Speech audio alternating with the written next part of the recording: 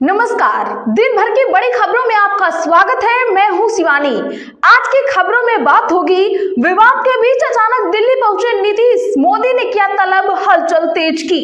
वहीं एमपी में सड़क पर उतरे 20,000 हिंदू, भाजपा सरकार के खिलाफ हल्ला बोल की और महाराष्ट्र निकाय चुनाव रिजल्ट जारी, चौंकाने वाले नतीजे की।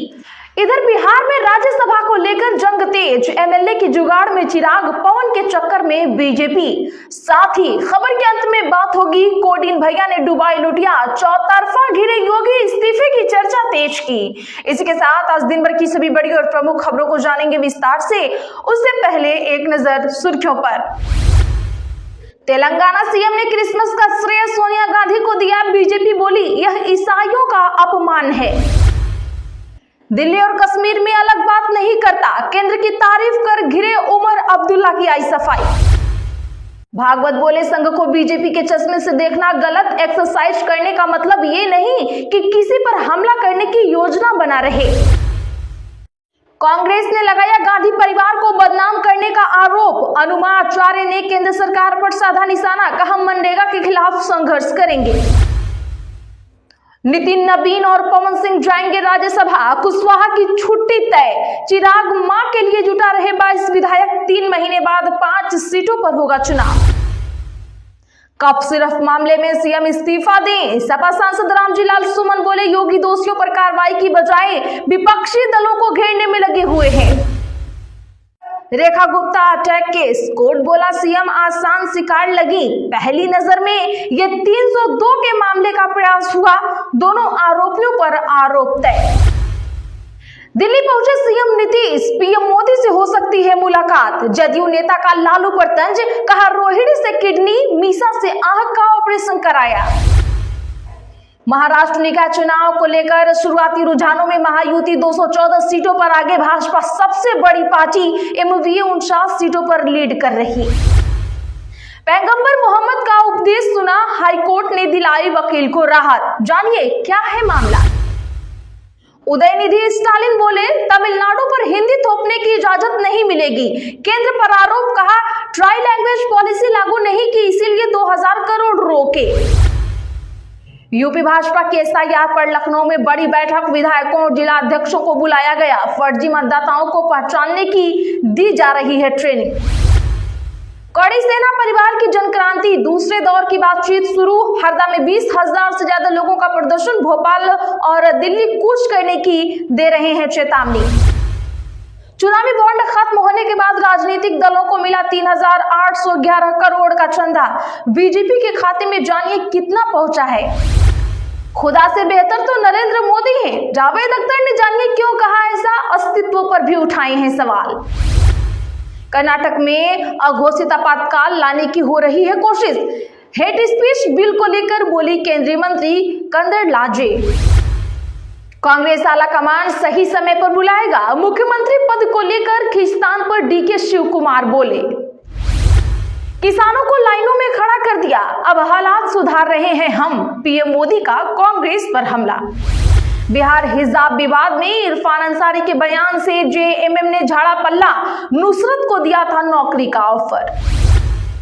गाजा में मिलिशिया ग्रुप एक्टिव कर रहा इस्राइल, रिपोर्ट हमास लड़ाकों को खुलेआम मारने में शामिल, गैंग गाजा की सत्ता में हिस्सा चाहती है। आनंद मोहन बोले हिजाब प्रथा गंदी परंपरा है, पढ़ी लिखी महिलाओं का पर्दानशी रहना ठीक नहीं, नीतीश कुमार ने बेटियों के लिए पिता से बढ़कर काम किया। चलिए जानते हैं बड़ी और प्रमुख खबरों को विस्तार से, उससे पहले वीडियो को लाइक करें, साथ ही आपसे रिक्वेस्ट खबरों को आखिर तक जरूर देखें। मुख्यमंत्री नीतीश कुमार दिल्ली पहुंचे, पीएम मोदी से होगी मुलाकात, इस मुद्दे पर होगी बात। जी हां, बता दें कि आज मुख्यमंत्री नीतीश कुमार दिल्ली पहुंचे हैं। सीएम नीतीश के दिल्ली जाते ही कयासों का दौर भी शुरू हो गया है। दरअसल सीएम नीतीश के दिल्ली जाने को लेकर संभावना जताई जा रही है कि वे प्रधानमंत्री नरेंद्र मोदी से मुलाकात कर सकते हैं। इसके साथ ही बीजेपी के राष्ट्रीय कार्यकारी अध्यक्ष नितिन नवीन से भी मिल सकते हैं। इसके साथ ही संभावना ये भी जताई जा रही है कि सीएम नीतीश कुमार दिल्ली में अपना रूटीन रूटीन चेकअप करा सकते हैं। दरअसल बता दें कि इससे पहले उन्होंने दिल्ली में जाकर ही अपना हेल्थ चेकअप कराया था। इसके साथ ही मोतियाबिंद को लेकर सर्जरी भी कराई थी। ऐसा माना जा रहा है कि वे दिल्ली एम्स में आकर चेकअप कराएंगे। इसके साथ ही प्रधानमंत्री मोदी से मुलाकात की भी संभावना जताई जा रही है। मालूम हो कि नीतीश कुमार ने रिकॉर्ड 10वीं बार बिहार के मुख्यमंत्री पद का शपथ लिया है। इस दौरान प्रधानमंत्री मोदी की मौजूदगी में ही राज्यपाल आरिफ मोहम्मद खान ने उन्हें पद और गोपनीयता की शपथ दिलाई थी, जिसके बाद अब फिर उनकी मुलाकात हो सकती है। इसके अलावा बीजेपी के राष्ट्रीय कार्यकारी अध्यक्ष नितिन नबीन बनाए गए हैं। फिलहाल नितिन नबीन दिल्ली में ही हैं। ऐसे में कयास लगाए जा रहे हैं कि नितिन नबीन खुद सीएम नीतीश कुमार से मिल सकते हैं। महाराष्ट्र निकाय चुनाव में शुरुआती रुझानों में महायुति 214 सीटों पर आगे, एमवीए 49 सीटों पर कर रही लीड। दरअसल बता दें कि महाराष्ट्र की 246 नगर परिषदों और 42 नगर पंचायतों पर हुए चुनाव का रिजल्ट आज आना है। इसके लिए सुबह 10 बजे से ही काउंटिंग भी हो रही है। शाम 4 बजे के आंकड़े के मुताबिक सत्तारूढ़ महायुति गठबंधन करीब 214 सीटों पर आगे चल रही है। महाविकास आघाड़ी केवल 49 सीटों पर आगे है। महायुति में भाजपा सबसे बड़ी पार्टी बनकर सामने आती नजर आ रही है, क्योंकि भाजपा 118 सीटों पर आगे है। वहीं एकनाथ शिंदे की शिवसेना 59 सीटों और एनसीपी अजित पवार 37 सीटों पर आगे हैं। काउंटिंग में 288 रिटर्निंग ऑफिसर और 66,775 इलेक्शन ऑफिसर और एम्प्लॉय अपॉइंट किए गए हैं। महाराष्ट्र में निकाय चुनाव 2 चरणों में हुए थे। पहले चरण में 2 दिसंबर को 263 निकायों में मतदान हुआ था। बाकी 23 नगर परिषदों और कुछ खाली पदों पर 20 दिसंबर को वोटिंग हुई थी। नितिन नबीन पवन सिंह जाएंगे राज्यसभा, कुशवाहा की छुट्टी तय, चिराग मां के लिए जुटा रहे 22 विधायक। बता दें कि बिहार में राज्यसभा चुनाव की बिसातें बिछनी शुरू हो गई हैं। चुनाव अभी 3 महीने दूर है, लेकिन सियासी गलियारे में गुड़ागड़ित का दौर अभी से ही जारी हो चुका है। सबसे ज्यादा चर्चा जिस नाम की हो रही है वो है दिवंगत रामविलास पासवान की पत्नी और एलजेपी सुप्रीमो चिराग पासवान की मां रीना पासवान। उपेंद्र कुशवाहा का एक बार फिर से राज्यसभा में रिपीट होना मुश्किल लग रहा है। वहीं हाल में बीजेपी के राष्ट्रीय अध्यक्ष कार्यकारी बने नितिन नबीन का राज्यसभा जाना तय माना जा रहा है। जानकारी के लिए बता दें कि 9 अप्रैल 2026 को बिहार से राज्यसभा की 5 सीटें खाली हो रही हैं। जिन 5 नेताओं का कार्यकाल पूरा हो रहा है उनमें आरजेडी के प्रेमचंद गुप्ता, एडी सिंह, जेडीयू के हरिवंश नारायण, रामनाथ ठाकुर और राष्ट्रीय लोक मोर्चा के राष्ट्रीय अध्यक्ष उपेंद्र कुशवाहा शामिल हैं। कप सिरफ मामले में सीएम इस्तीफा दें, सपा सांसद रामजीलाल सुमन बोले योगी दोषियों पर कार्रवाई की बजाय विपक्षियों को घेरने में लगे हुए हैं। सपा के राष्ट्रीय महासचिव रामजीलाल सुमन ने कोडिन कप सिरफ मामले में सीएम योगी पर आज निशाना साधा है। उन्होंने कहा सीएम योगी अपने गुनाहों को छिपाने और आपराधिक प्रवृत्ति के लोगों को बचाने के लिए अनावश्यक रूप से बात कर रहे हैं।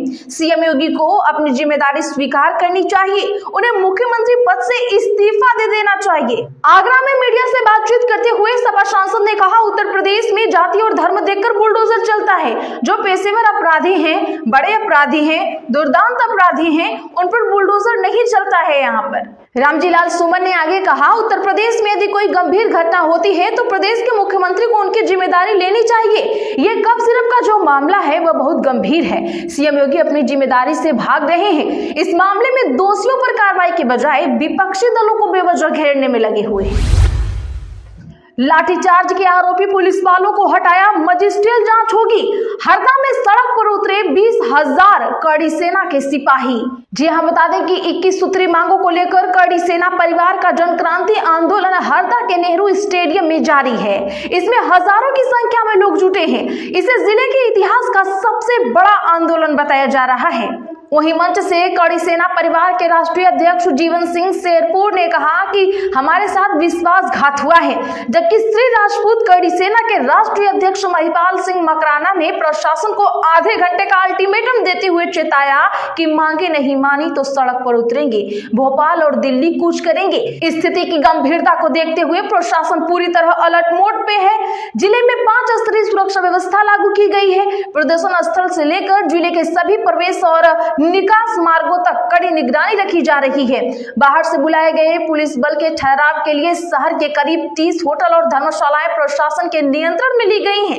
कड़ी सेना परिवार की 21 सूत्रीय मांगों में न्यायिक जांच, केस वापसी, आरक्षण व भर्ती प्रक्रिया में सुधार, आर्थिक आधार पर आरक्षण, किसानों से जुड़े मुद्दे, बिजली बिल व स्मार्ट मीटर, शिक्षा, रोजगार, महिला सुरक्षा, गो संरक्षण, पूर्व सैनिकों और मीडिया कर्मियों से संबंधित मांगे शामिल हैं। चुनावी बॉन्ड खत्म होने के बाद राजनीतिक दलों को मिला 3,811 करोड़ का चंदा। जानिए बीजेपी को कितना मिला। जी हां, सुप्रीम कोर्ट द्वारा चुनावी बॉन्ड योजना को असंवैधानिक करार देते हुए रद्द किए जाने के बाद के पहले वित्तीय वर्ष में राजनीतिक दलों को मिलने वाले चंदे की तस्वीर सामने आ गई है। वित्तीय वर्ष 2024-25 में 9 चुनावी ट्रस्टों ने कुल 3,811 करोड़ रुपए का चंदा राजनीतिक दलों को दिया, जिसमें से 3,112 करोड़ रुपए अकेले भारतीय जनता पार्टी को मिले हैं। यह करीब कुल चंदे का 82% है।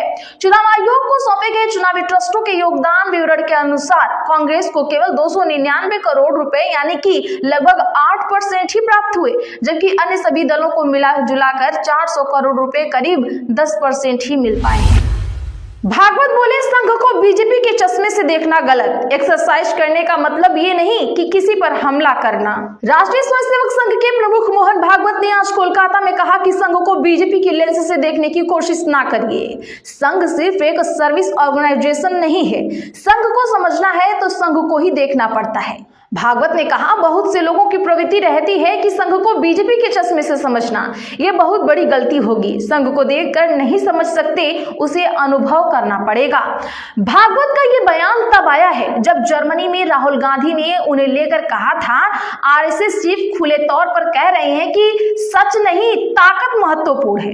आरएसएस प्रमुख कोलकाता में संघ के 100 साल पूरे होने के मौके पर रखे गए संवाद कार्यक्रम में ये बात बोल रहे थे। इस दौरान उन्होंने हिंदुओं, राजनीति और संघ के कामों पर भी अपनी बात रखी। उन्होंने कहा, एक्सरसाइज कर रहे हैं तो इसका मतलब ये नहीं है कि किसी पर हमला करने की योजना बना रहे हैं। हम बस खुद को फिट रख रहे हैं। तो आज के लिए बस इतना ही। ऐसे ही खबरों के लिए चैनल सब्सक्राइब करें और बगल में घंटी के निशान को जरूर दबा लें। वीडियो को लाइक शेयर करना ना भूलें।